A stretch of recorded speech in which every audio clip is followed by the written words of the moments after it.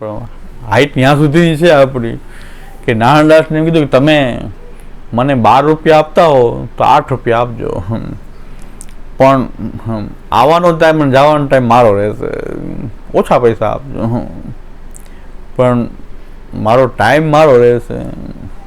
આવું તો કોઈ કહે નહીં ને 4 રૂપિયા વધારે આપજો એમ કહે, પણ ઓછા આપો પૈસા, હું મારા ટાઈમે આવીશ એટલે મારો ટાઈમ આ રહેશે. બોલો, તો રાજભોગથી ઉત્થાપન, રાજભોગનો અનુસર કરીને ઉત્થાપન પર્યંત મને પૈસા ઓછા આપજો, પૈસા ઓછા આવે તમારું બંધન નહીં કે તમે તો. અને રોજ ઠાકોરજી માટે ઉત્થાપનનો કોઈ મેવો હાજર બહાર જાય કંઈક લેતા આવે ઠાકોરજી માટે. ઠાકોરજી અંદરથી એકલા જ હતા, ઠાકોરજીને 2 જણા રહેતા હતા, પરિવાર તો હતો ને. મુરારીદાસ ઠાકોરજી અંદરથી દરવાજો બંધ કરીને ખેલતા રહેતા, દરવાજો અંદરથી ઠાકોરજી બંધ કરતા અને ખેલતા રહેતા ઠાકોરજી અંદર. અને મુરારીદાસ જે છે આવે ત્યારે ખખડાવે ત્યારે ઠાકોરજી પૂછે કે શું લાવ્યો મારી માટે, તો આજે આ મેવો મેળ્યો છે, આજે આ મેવો મેળ્યો છે એમ કે ત્યારે ઠાકોરજી દરવાજો ખોલે રોજ. અને પછી ઉત્થાપન ભોગ આવે એટલી વાત ન જોઈએ, ઠાકોરજી કે આપી દે જલ્દી લાવ્યો છે તો પેલા તો તરત જ ત્યાં સિદ્ધ કરી બહારથી આવી એમને સિદ્ધ કરીને ઠાકોરજી નરોગ આવી દે. ત્યાં ભાવ પ્રકાશમાં એમ કહે છે કે આવું કેમ ચાલે, અપ્રસ્તો હતી નહીં ત્યારે બહારથી બધાને અડેલા આવ્યા અને ઠાકોરજીને ભોગ કેમ દઈ દીધો. કાંઈક મજા હોય તો હોવા થઈ જાય ને. આ તો બહારથી આવે છે, કારણ કે આચાર જ નથી. આ તો બહારથી આવીને બહારના કપડાં એમને સીધા ઠાકોરજીને આવીને સીધા ધરી દે છે. એટલે ભાવ પ્રકાશમાં એમ કે અપ્રસ્તો છે નહીં, આમાં સ્નાન કર્યું ને તો ઠાકોરજી કેમ રોકતા એમના હાથનું, આ રીતે કેવી રીતે રોકતા. ત્યારે ભાવ પ્રકાશકાર એમાં શહેરાજી કહે છે કે જે અપરસ મેંડ આચાર જે છે એ સર્વોદ્ધારક રૂપે પ્રભુ વિરાજે છે ત્યારે આ બધી મર્યાદા આવશ્યક છે. પણ જ્યારે ભક્તોદ્ધારક રૂપે ભગવાન પ્રકટ થઈને એમ કે લાવો તારે થેલામાં શું છે, ત્યારે એમ ઠાકોરજી કહે કે લાવો, પછી એમ કહેવાય કે ના ના હજી હું અપરસમાં નથી. એટલે લક્ષ્મી આવે સામે ત્યારે એમ કે મૂળ ધોવા થોડું જવાય કે મૂળ ધોયા હું ચાંદલો કરવા આવે લક્ષ્મી, તો એમ કે મૂળ ધોવા ન જવાય. ઠાકોરજી એમ કે લાવો, તો આપણે એમ કે ના ના હું અપરસમાં નથી. એટલે હું એકવાર મારી ઉંમર બહુ યજ્ઞોપવિત થઈ ગયું હતું, લગભગ જનોઈ થઈ ગઈ. ત્યાં અમે બહારગામ જ્યારે તપેલી હોય ગામડાઓમાં જતા ને, તપેલી હોય ત્યારે ઠાકોરજી એક સાથે પધારે, 1 સ્વરૂપ પધારે, ભોગ ધરે લેવાનું પ્રકાર હોય ત્યારે 1 સ્વરૂપ સાથે પધારે. તો અમારી સાથે વૈષ્ણવ હતા, એ શિંગાર ને બધું એ સુંદર ઠાકોરજીને ધરાવી દેતા. તો એને ઝાંપીજી ખોલી અને મેં કીધું હું નાહીને આવું, તો એને ઠાકોરજી ઝાંપી મેં ખોલી, તમે મેં કીધું શિંગાર ધરાવો, કારણ કે એ કરતા જ્યારે અમારી સાથે આવતા ત્યારે એ શિંગારને એવું કરતા. મેં તમે ઠાકોરજીને જગાવો ત્યાં હું આવું છું. તો મેં નાહવાની મારે વાર હતી, એને શિંગાર ધરી લીધા, પણ શિંગાર કંઈક આડાવાળા લાગ્યા એટલે હું ત્યાં જઈ અને મેં તરત શિંગાર સરખા કરી દીધા નાહ્યા વગર. મજાથી જોઈ ગયા, બધી મજાથી આજુબાજુ બધા હતા જ ત્યાં કે મહારાજને પ્રશ્ન છે જ નહીં, હજી નાહવાનું બાકી હતું ને ઠાકોર નડી લીધું.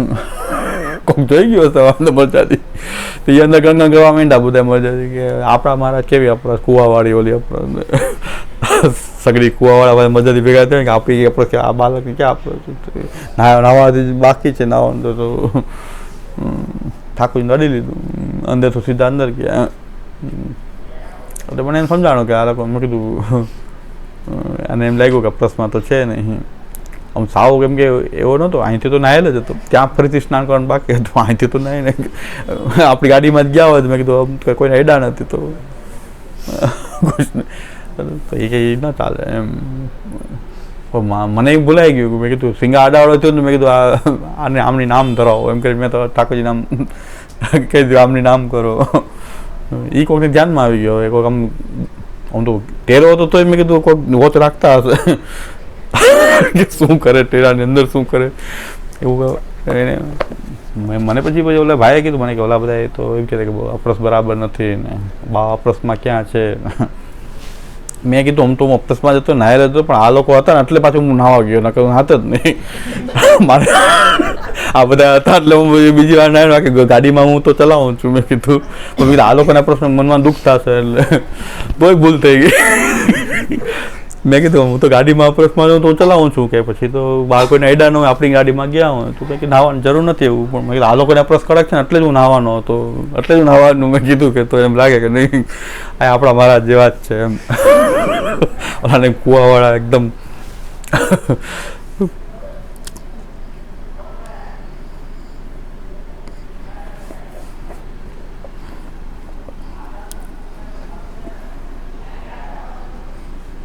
અમુક લીલામાં બધા તો કૂવો રેડો હશે બિચારો. અમને આ મહત્વ પશ્ચિમામાં સ્થાપિત કરવાવાળા પધારી ગયા એમ કે લીલામાં બધા ત્યારે કૂવો બિચારો રેડો હશે કે અમારું મહત્વ નહીં રહે હવે. આ પધારી ગયા એક બે કૂવાવાળા હતા એ પધારી ગયા તો હવે અમારું મહત્વ નહીં રહે સંપ્રદાયમાં.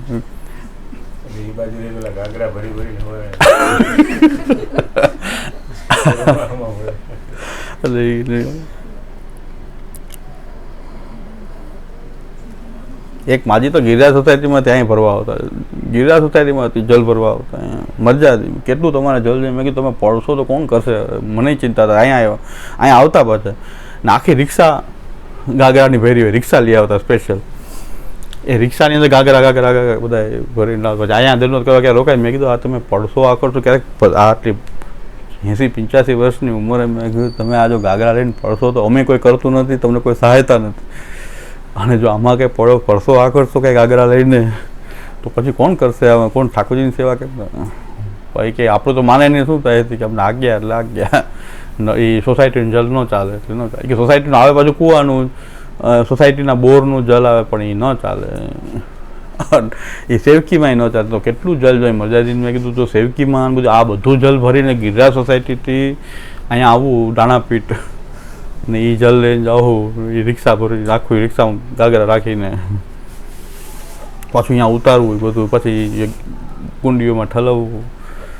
મને આમ ત્રાસ થઈ ગયો. કીધા થોડીક દયા રાખવી જોઈએ મહારાજને. મેં થોડીક તો દયા હોવી જોઈએ ને. પાછી એ અમારા ભાઈ કોઈક ભાઈ ને કોઈક વચ્ચે મેં થોડીક તો આની ઉંમર જોઈને તો કાંઈક દયા રાખવી જોઈએ ને કે આનું કોણ કરશે જો પડશે ગાગરો લઈને આવું બધું કરવા. પછી અહીંયા એને ઘરે પાછું ચડાવવું જલ, અહીંથી ભરીને પાછું રિક્ષામાં પધરાવવું, અને રિક્ષાવાળા ગમે એવું હોય પાછું. અને ગાગરા છલકીને આખું રેશમી કંથાન બાંધેલા બધામાં, એ કંથાન બધા ભીના. મેં કીધું આમ તો કહેવાય, મેં માજા બધું છોવાય તો ગયું જ છે, નળ જેવું થઈ ગયું આ તો હવે કંઈક તો બિચારા પાસે હેરાન થાય ખોટા વધારે, પાસે ઠલવીને પાછું ભરવા જશે. એટલે મેં કીધું આ તો બધું ઢોળાઈને છલકીને રિક્ષા ચાલે એટલે ઓલું જલ છલકે ઓલો જે કંતાન પાછું ભીનું થઈ જાય, અને એ ભીનો કંતાન પાછો અડો તો એ નહીં થયું. મેં કીધું હવે એમને એમ થાય કે કૂવાનું જલ છે એટલે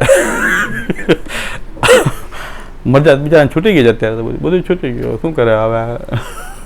અત્યારે તો છે મિશ્રી ભોગ ધરે જ પાછા, આટલું જલ ભરવું કે એના કારણે તો ઠાકોર તો મિશ્રી ધરો હોય કે. તો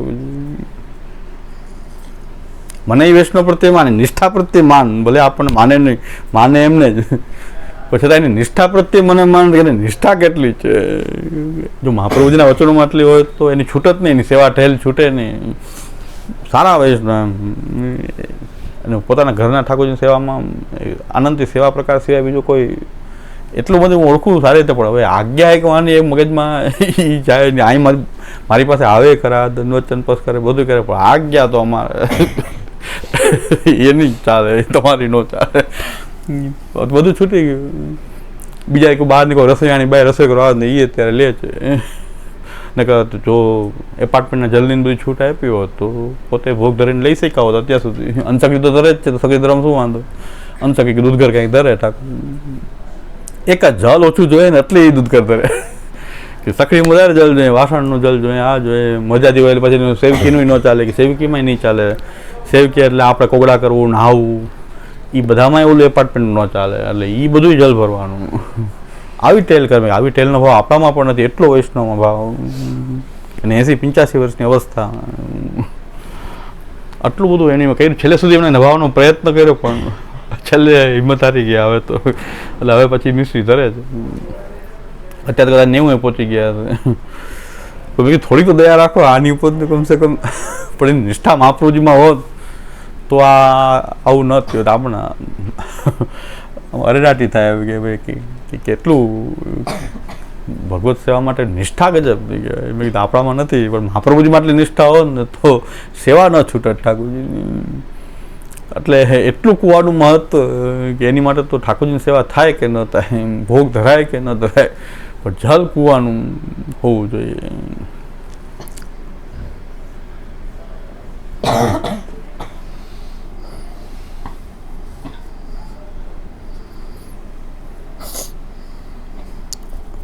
તપસી ઠાકોરજીને આપણે જ્યારે દુષ્કાળ પડ્યો ને ત્યારે તો ગામડામાં મજાજીને કૂવાનું જલ ચાલે. એક મજાજી બહુ સરસ કે કૂવાનું જ જલ કે કૂવાનું નળની લાઈન, સરકારી નળની લાઈન હતી એને કૂવાની અંદર આપી દીધી લાઈન, પોતે સીંચી સીંચી ભરે.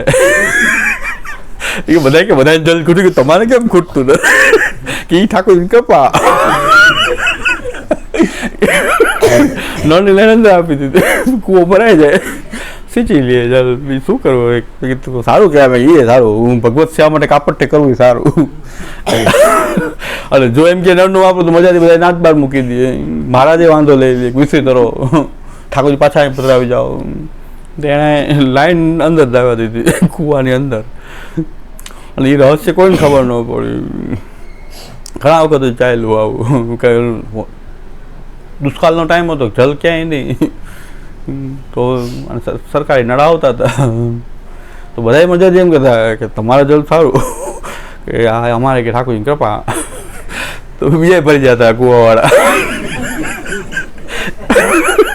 બધા નળના જલથી હલાયું. મેં કીધું ભગવત સેવા નભતી હોય તો એ સારું, ભગવત સેવા નભાવી ને ગમે એમ કાપટ્ટે કરીને નભાવી તો એ સારું. કાપટ્યાત પણ ગુસાઈજી કહે છે કે ભાઈ ધર્મ માટે કપટ કરવું પડે, કોઈ ધર્મ રાખવા માટે, ધર્મ જ છે એ, ધર્મ રાખવા માટે કોઈ કપટ કર્યું તો એ ધર્મ જ છે.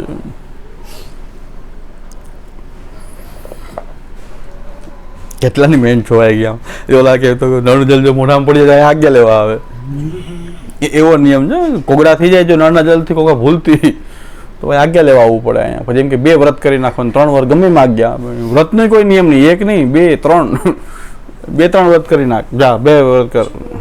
ખાલી ઓલા કે ભૂલથી કોગળો આમ કરાઈ ગયો, ગેંડી બહાર ને છોકરાને બધા અહીંયા કરાઈ ગયું, 2 વ્રત કરી નાખો. વ્રતનો કોઈ નિયમ નહીં કે 2 કહી દે 3 કહી દે. પોતે બાબા તમાકુના 2 બાજુ ભેરા હોય, બાબા તમાકુ ખાય, એમાં કેવું ચલાવે? મેં કીધું એમાં એમ પલાળવાની હોય, પલાળેલી હોય તમાકુ, એમાં સુગંધી ચલાવેલી જે આવે ને બાબા જાવ એ પાછું ભરાવી હોય, 2 વ્રત કરી નાખો લાને કહી દે. એવું નાટક હાલે છે.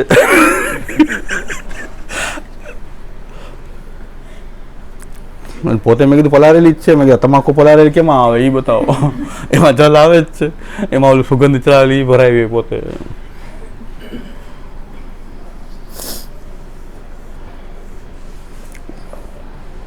અહીં પ્રસ્તાવમાં આવ્યા હતા ભોજન નહીં, પાનના ગલ્ફા ભરાવી પ્રસ્તાવમાં, જનોઈ પ્રસ્તાવમાં આવ્યા ભોજન નહીં કરે, કાંઈ ન કરે તો કાંઈ શું કરે, ગેસમાં નહીં નામ જવા દો.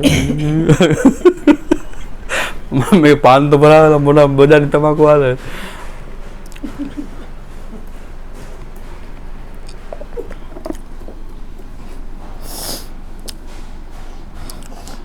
તપસી ઠાકોરજીને આચાર્ય શું કહ્યું, આખી સૃષ્ટિ એવી ઊભી કરી એ લોકોએ કે કોઈને મગજ નહીં. આખી સૃષ્ટિ એવી છે કે કોઈને મગજ, ઉપલો માળ કોઈ નહીં, મહારાજથી લઈને બધા ઉપલા માળ વગર.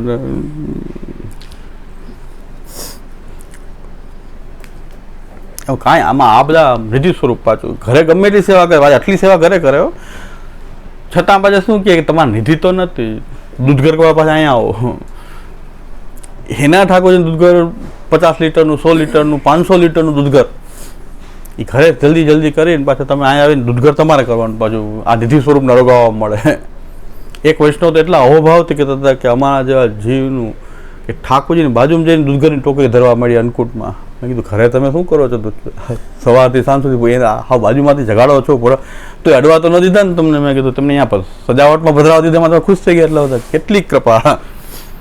પણ મેં કીધું કે આ કૃપા તમે આખો દિવસ એટલી કૃપા કરી રહ્યા ઘરે કે તમે જ જગાવો, તમે જ પોઢાવો, તમે જ ભોગ ધરો, એમાં કૃપા નહીં. અને એક દિવસ તમને અન્નકૂટમાં એક દૂધઘર તમને અહીંયા અંદર ધરવા મળે, એની માટે તમે 10 દિવસથી તમે પોતાના ઠાકોરજીની સેવા છોડીને 10 દિવસ ત્યાં 500 લીટર દૂધઘર તમે ત્યાં ચલાવો છો બધા, અને એમાં તમને એક દૂધનો તમને સાજવા મળ્યો, તમે અહોભાવ થઈ ગયો એકદમ. આ બધું જ જે અંધશ્રદ્ધા જ છે એનો છેદ ઉતારો વચનામૃત આ છે. એટલે આ વચનામૃત એમ કહે છે કે જે ત્યાં ઠાકોરજી બિરાજે કે આ ઠાકોરજી બે જો નક્કી થઈ જાય એક જ સ્વરૂપ છે, તો કોઈ એટલું દૂધઘર હલાવવા ન જાય. એ દૂધઘર હલાવવા શું કામ જાય કે આપણા ઘરે નિધિ તો નથી ને, વहाँ નિધિ સ્વરૂપ છે શ્રી મહાપ્રભુજીના, ગુસાઈજીના, ગોપીનાથજીના. એ નિધિ સ્વરૂપને કારણે એ લોકો અહીંયા 10 દિવસ ત્યાં 500 લીટર દૂધઘર ચલાવવું, એ બધી મહેનત શું કામ કરે છે? નિધિ સ્વરૂપ છે. તમને એમ ફસાવી દીધું છે કે તમારી ઘરે નિધિ નથી, આ તો નિધિ છે ને. તમને એક દૂનો અહીંયા ધરવા મળે તો અહો ભાગ્ય તમારા. હરિરાયજી આપણા શિક્ષા સાગર છે, હરિરાયજી મહાપ્રભુજી આજ્ઞા કરે છે કે તબ શ્રી ઠાકોરજીને શ્રી આચાર્યજી શું કહ્યો. એટલે ભક્તોદ્ધારક રૂપ જે છે એને કોઈ અપ્રશ્નની આવશ્યકતા નથી. એ આપણી સામે પ્રગટ થઈને ગમે એ રીતે બિરાજી છે, આપણી સાથે અનુભવ કરાવે ત્યારે કે અપ્રશ્નની કાંઈ જરૂર નથી. આપણી સાથે ખેલવા વધારે ઠાકોરજી, તો કંઈ એમાં અપ્રશ્નની જરૂર નથી. પછી એ ભક્તોદ્ધારક છે. પણ જ્યારે પાછા આપણે સેવા પાછા મોરારીદાસ અપ્રસ કરી, સ્નાન કરી, મેવો સિદ્ધ કરીને ઉત્થાપન ભોગ ધરતા, ત્યારે ઠાકોરજી પાછા સર્વોદ્ધારક ત્યાં બિરાજે. ત્યારે પછી સ્નાન કરીને ઉત્થાપન ભોગ સાજીને પછી એ ભોગ ધરતા. પણ એક વખત તો ઠાકોરજી પહેલાં આરોગી જ લેતા.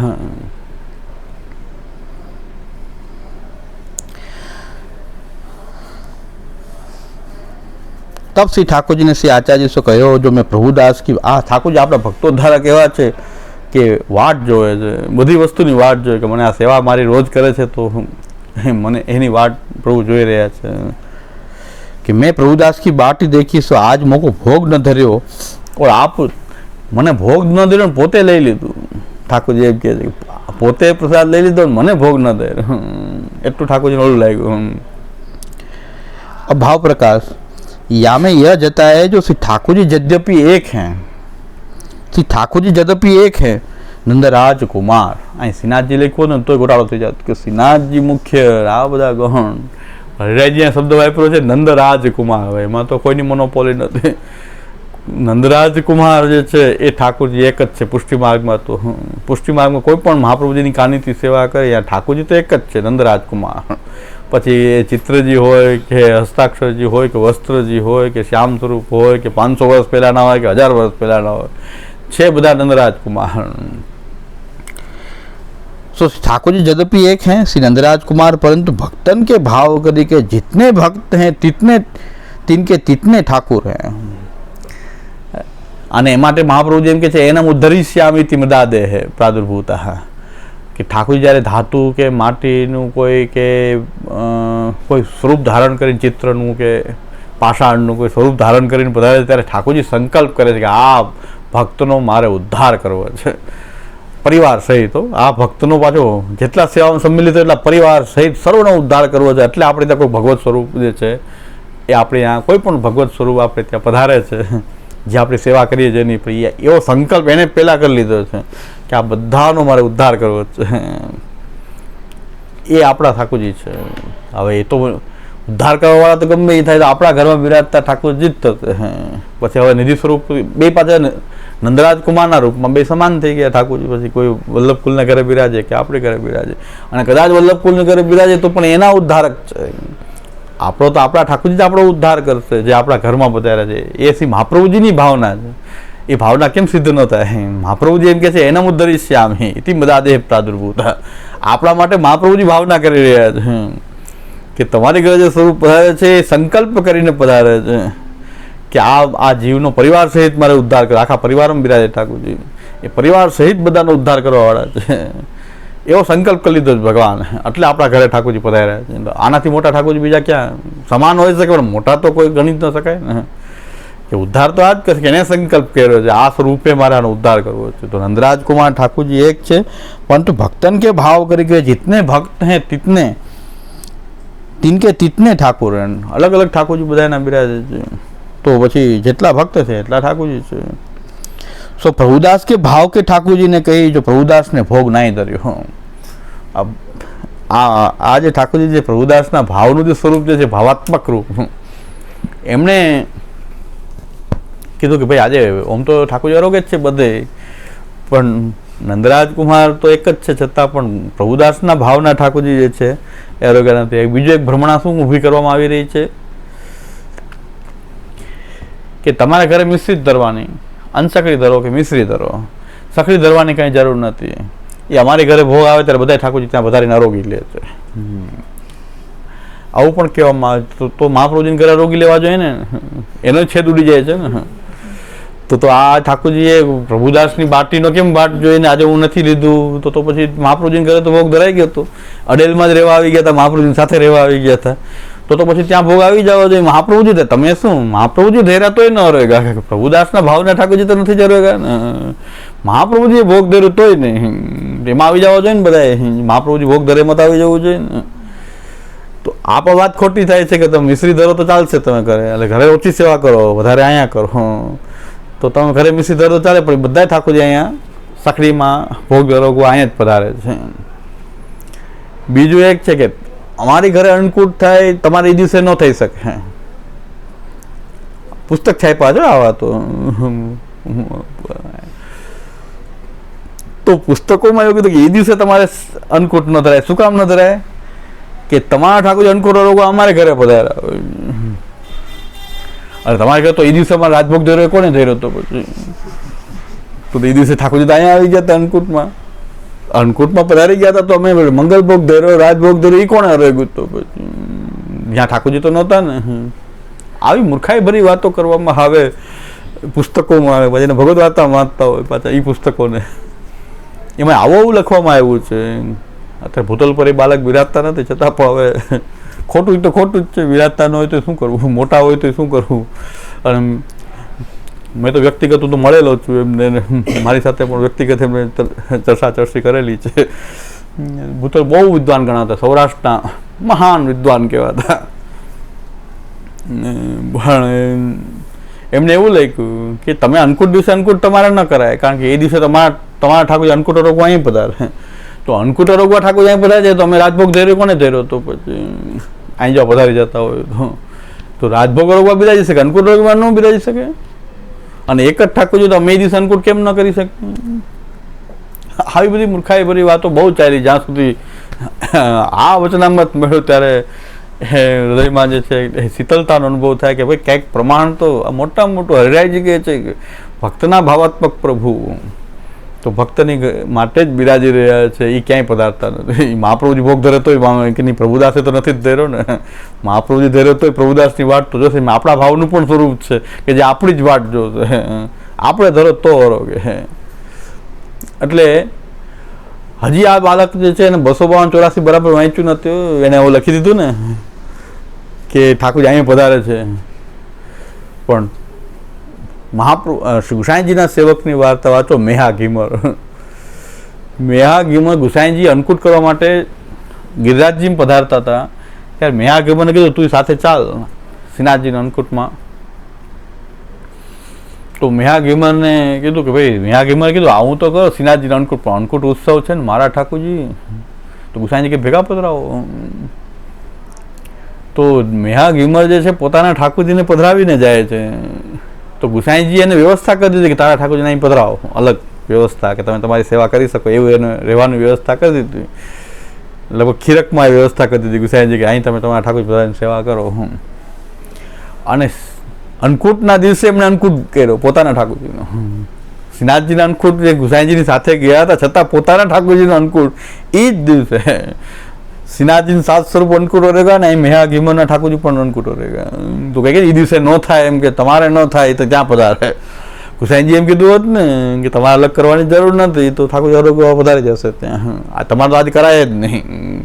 ગુસાઈજી એમ આજ્ઞા કરી હોત ને જો ન કરાતું હોત તો.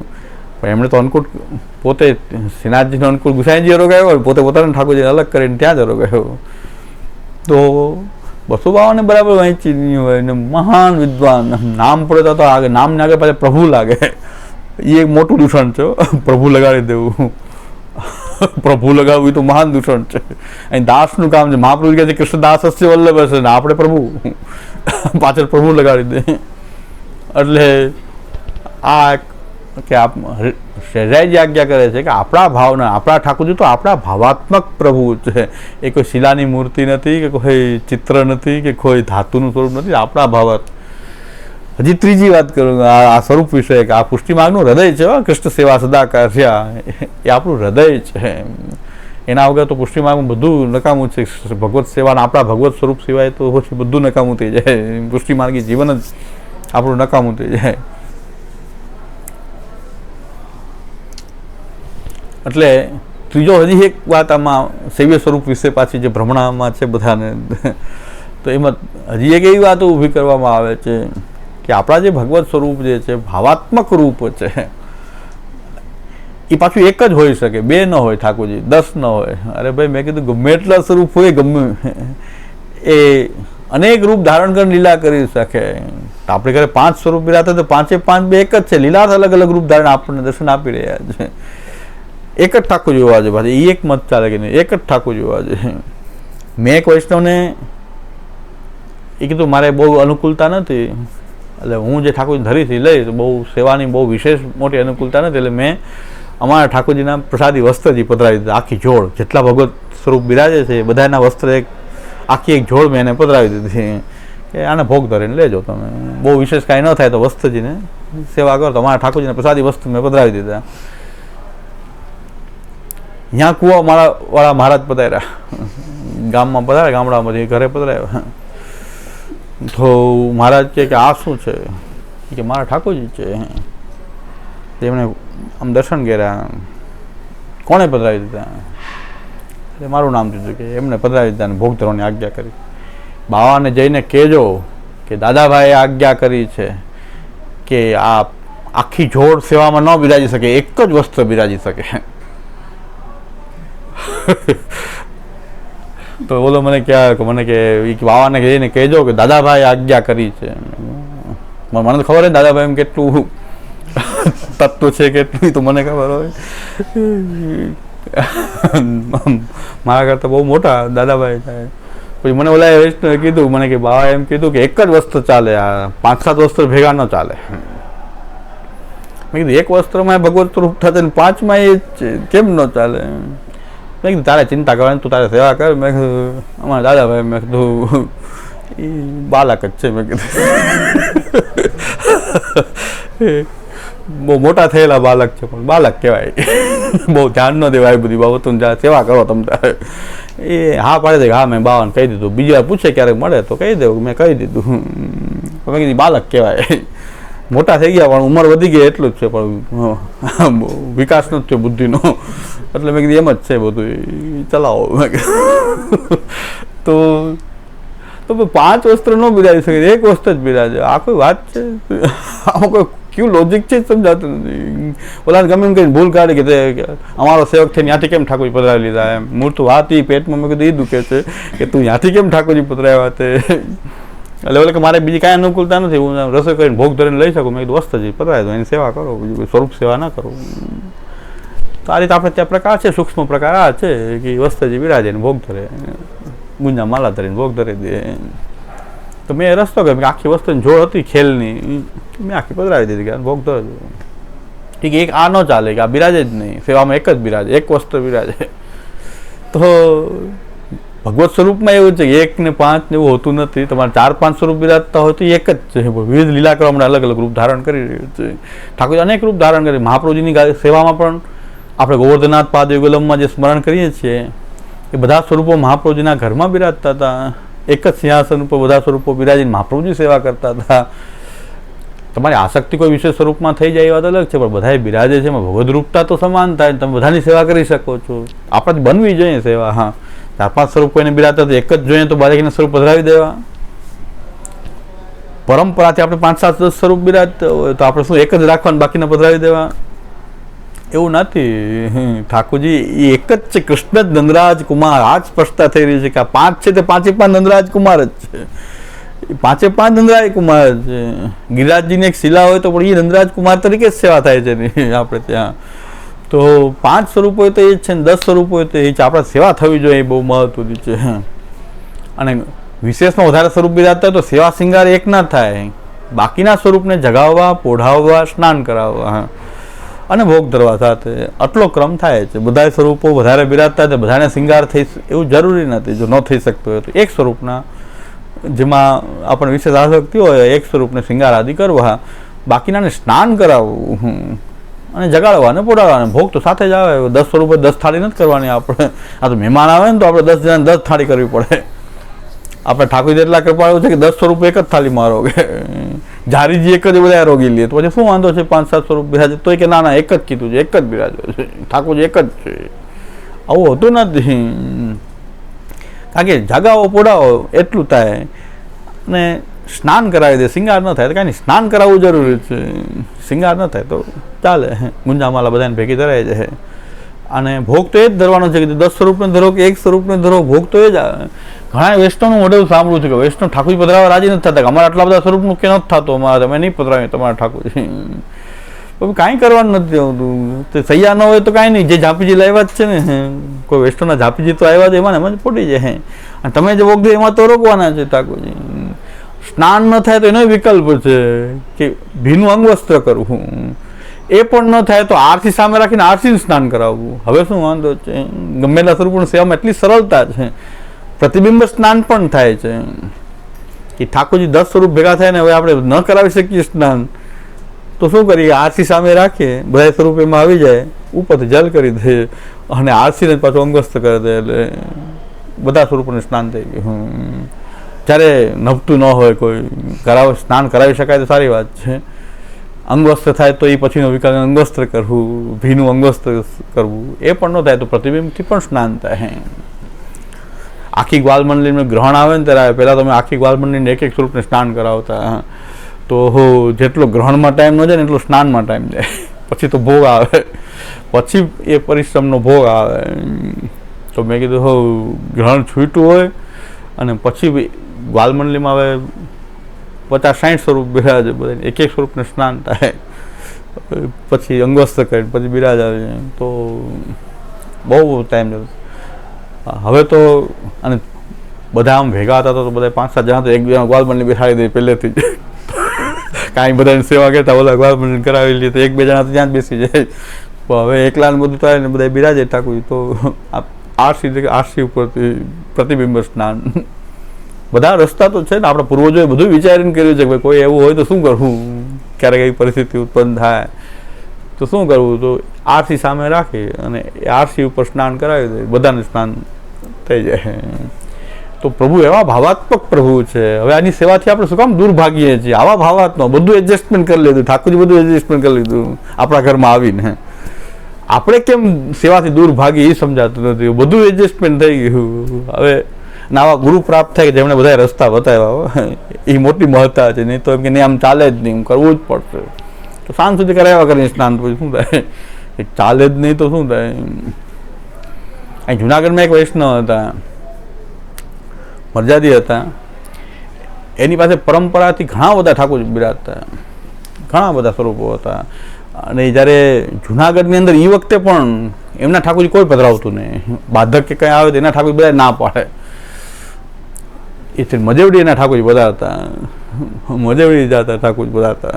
અહીં જુનાગઢમાં એટલા મરજાદી હતા, કોઈ એના ઠાકોરજી ન પધરાવે, એટલા બધા ઠાકોરજી. અને એને કોઈ ઠાકોરજી છોડવાનું મન નહોતા. હે તો મજેવડી જે મરજાદી હતા એને તો કોઈને ના જ નહીં, ગમે એટલા ઠાકોર બિરાજતા, એમના ઠાકોર ત્યાં બિરાજતા હોય. એક દિવસ ત્યાં ગયો, મજેવડી ગયો ત્યારે એટલા બધા ઠાકોર એકસાથે બિરાજતા. મેં કીધું આ શું એટલા બધા ઠાકોરજી બિરાજે? તો એ કે આ મરજાદી છે, એમનું રમણીકભાઈ નામ હતું. કે રમણીકભાઈના ઠાકોરજી પધારે, પણ રમણીકભાઈના ઠાકોરજી ઝાપીજી ન પધારે, કે ટંક પધારે. કે એક ટંક જેવી ઝાપીજી આવે, કે એના ઠાકોરજી તો ટંક આવે, કે ઝાપીજી ન હોય, એક ટંક આવે. એટલા બધા ઠાકોરજી. અને એનો ક્રમ એવો હતો કે બધા ઠાકોરજીને સ્નાન શૃંગાર ને બધું કરે અને રાજભોગ 3 થાળી રાજભોગની સાજે 2-4 સ્વરૂપના શૃંગાર થઈ જાય એટલે એને એક થાળી ધરી હોય રાજભોગ ધરાઈ જાય. પાછા 2-4 સ્વરૂપનો પાછા સ્નાન શૃંગાર થાય એટલે એક ઠાકોરજીને રાજભોગ કે 1-1:30 વાગે આવે અને છેલ્લા બધા ઠાકોરજીને રાજભોગ આવે ત્યારે ઓલા ઠાકોરજી સેન થઈ જાય કે 7 વાગે. આવી સેવા હતી એમને સાંભળે કે હું છોડી શકતો નથી આ બધા ઠાકોરજી. સાવ વાંકા વળી ગયા હતા પતિ પત્ની બે. કે 2 વાગ્યાથી રાજભોગ શરૂ થાય તો 7 વાગ્યા સુધી રાજભોગ આવે. જે સ્વરૂપ રાજભોગ થતા જાય એ ઠાકોરજી ખેલતા જાય. ખંડપાટ લગાડી દે, રાજભોગ થતા જાય, ખેલવા માંડે. અને અહીંયા સ્નાન શૃંગાર બધું થાય ત્યારે 3 થાળી અલગ અલગ કરું. પેલા સામગ્રી કરી લે, સામગ્રી કરીને ભોગ સાજી લે અને પછી સ્નાન શૃંગાર શરૂ કરે. તો સાંજના 6-7 વાગે કે બીજા ઠાકોર જતા વहाँ સેનની વિનંતી થઈ જાય, ઓલા ઠાકોરની સેન થઈ જાય, અહીંયા રાજભોગ થઈ જાય. તો આવો ક્રમ ચાલે. તો એ ઠાકોરજી કે હું છોડી શકતો નથી. આમાં કારણ કે પધરાવી દઉં થોડાક સ્વરૂપ, એટલા બધા સ્વરૂપ નથી બનતું, પધરાવી દઉં. એનું આખું ઘર ફના થઈ ગયું, મકાન વેચાઈ ગયું, દુકાન વેચાઈ ગયું, મિલકત બધી વેચાઈને ભાડે એક રૂમમાં ઓડીમાં રહેવા માંડે. તો આ ધન એમને સુરક્ષિત, બધું ધન ખલાસ થઈ ગયું. એવી પરિસ્થિતિ થઈ કે એક સ્કૂલના એક ભાડે નીચે એક ઓડીમાં રહેતા, છેલ્લે ઘર વેચાઈ ગયું, બધું વેચાઈ ગયું, આર્થિક રીતે સાવ ખલાસ થઈ ગયા. પણ આ વૈભવ ઓળો બધો હતો ઠાકોરજીનો. ઠાકોરજી સ્વરૂપ એટલા બધા બિરાજતા અને બધાની સેવા કરવાનો આગ્રહ એમનો. તો ભક્તજન પદલ પ્રતાપ સકલ સરિયા કાજજી એ હાવ વાંકા વળી ગયા હતા. એ અવસ્થામાં કે હું ઠાકોરજી છોડી શકતો નથી, મારે બધા બિરાજે. એકે વાદળા થાય તો મને એક ઠાકોરજી કોઈ કે પધરાવી દો તો મને કાંઈક થઈ જાય કે આમાંથી હું છોડી ન શકું એકેયને. તો આ પુષ્ટિ માર્ગ પુષ્ટિમાં એક જ ઠાકોરજી હોય એવું નથી, તમારે સેવા બનવી જોઈએ. એને કંટાળો નહોતો આવતો, આનંદથી સેવા કરતા હતા. એને લૌકિક રીતે બધું ખલાસ થઈ ગયું. તો પણ એને કોઈ અભાવ નથી આવ્યો કે આ સેવામાં બધું આવું થયું, એવું કોઈ અભાવ નહીં. અને એ ભાડે ઓડી, એક ઓડીમાં રહેતા, નાની ભાડે, એમાં અડધામાં ટેરો કરીને બધા ઠાકોરજી ત્યાં બિરાજતા. અને સદભાગ્ય એવું હતું કે મારી સ્કૂલ હતી, ત્યાં એ રહેવા આવ્યા. અને હું રોજ સ્કૂલે જાઉં, સ્કૂલનો ડ્રેસ પહેરો હોય, ત્યાં એની સેવા ચાલુ હોય. એ ઓડીમાં ત્યાં રહેવા આવ્યા, સ્કૂલમાં પાસે, અમારી સ્કૂલની બાજુમાં. તો રિસેસમાં ને એમ તો હું ત્યાં જાતો, ઓળખતા નહીં ઘણી વાર, હું ઓળખાણી ન આપું, મને ઓળખતા નહીં ઘણી વાર. પેન્ટ શર્ટ પહેર્યું હોય ને, પેન્ટ શર્ટ એમ કે દૂર આઈ નહીં હું અંદાજીને બાજુ બેસી જાઉં તો એમ કે આઈ નહીં. એટલે કારણ કે બાકી મજા જ હતી ને. પણ સેવાનો આગ્રહ એટલો બધો કે મને ખબર હતી કે આ સેવા ચાલતી હશે, અત્યારે એમનો પ્રકાર ચાલતો હતો. પછી ધ્યાન પછી તો ઓળખાણ થઈ જાય તો કે ભૂલ થઈ ગઈ, બિરાજો. બાકી પહેલાં તો એમ કીધું આઈ નહીં છોકરાઓ બધા આવતા હોય આઈ. તો આટલા બધા સ્વરૂપોની સેવા થઈ શકતી હતી, એનાથી કંટાળો નહોતો આવતું. અને કે મારો આમાં છોડવાનું મન જ નહોતું થતું કે હું આમાંથી કેમ કે આમાં હું જુદા કેમ કરું, હવે ઠાકોરજીને પધરાવી કેમ દઉં, એવું કોઈ કહેતોય મને નથી ગમતું. તો આ એવું પુષ્ટિ માર્ગમાં આ એ નિયમ નથી કે ભાવાત્મક રૂપ એક જ હોવું જોઈએ. પાછું એ ઘણા એમ કે ભાવાત્મક તો એક જ, એવું નહીં, આ બધા ભાવાત્મક જ છે. એ વિવિધ લીલા કરવાને વિવિધ રૂપ ધારણ કરી લીધા છે, કેમ ન કરી શકે વિવિધ રૂપ ધારણ કરે. તો આ પુષ્ટિ માર્ગનું મૂળ તો આપણા સેવ્ય પ્રભુ છે, આ કૃષ્ણ માર્ગ છે. હા, મહાપ્રભુજી આ નામે કૃષ્ણ માર્ગ આપ્યું છે. તસ્માત શ્રી કૃષ્ણ માર્ગસ્તો વિમુક્ત સર્વલોકતા. આપણે ત્યાં કૃષ્ણ માર્ગ છે, કૃષ્ણ સેવાનો માર્ગ છે. અહીં કથા પણ સેવા માટે થાય છે, શરણાગતિ સેવા માટે થાય છે. કથાથી પણ અમે સેવાનો ભાવ વધે કે મને સેવા ક્યારે મળે, કથા પણ સેવા માટે છે. એટલે અહીં પુષ્ટિ માર્ગનો ગ્રંથ છેલ્લો સેવા ફલ છે. હા, અભ્યાસ ફલ, કથા ફલ, નિરોધ ફલ કંઈ નહીં, સેવા ફલ છે. તો અને એ આપણા ભાવાત્મક રૂપ પ્રભુ જે પ્રકટ થયા છે, આપણા ઉદ્ધારનો સંકલ્પ કરીને પ્રકટ થયા છે. તો આ પુષ્ટિ માર્ગનું હૃદય છે.